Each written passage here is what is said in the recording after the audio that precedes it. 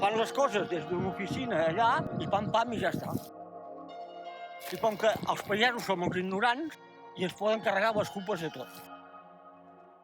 Un marge com aquest, per exemple, tu havies de mirar primer d'on venia el vent. Si el vent venia de tramuntana, anaves a l'altre cap i estassaves un tros, 20 metres o 10, perquè el foc no pots expressar de l'altre. Si feia vent de davant, al revés, estassaves un tros aquí i quan el foc era aquí ja esperava perquè havies tallat tota la brossa i buscar-la cap allà i ja està.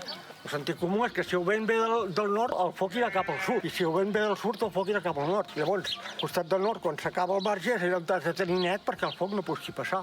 Això és l'estassa verder, que és el que tallàvem. Tallàvem la brossa amb això així, veig. Veus? Sense acostar-nos-hi, ho tallàvem. Netejàvem els marges així.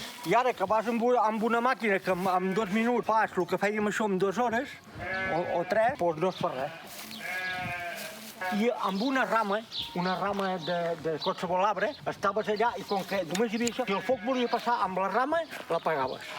I ja estava. Jo crec que valdria la pena que això hi hagués algú que ho ensenyés com s'ha de fer.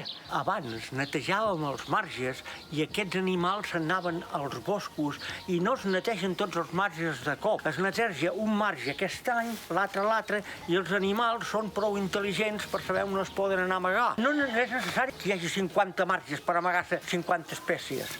Amb un es poden amagar tots. I esclar, no és necessari tampoc tots els marges de la muntanya netejar-los el mateix any. Cada 5 anys que es netegen n'hi ha prou. Llavors, al cap de 2 anys ja hi torna a haver brossa. És una brossa més verda, que té molt menys perill d'incendi. Si es va netejant sovint, en canvi, si fa 50 anys que no s'ha netejat, allà sota una teia que ni els animals s'hi poden amagar.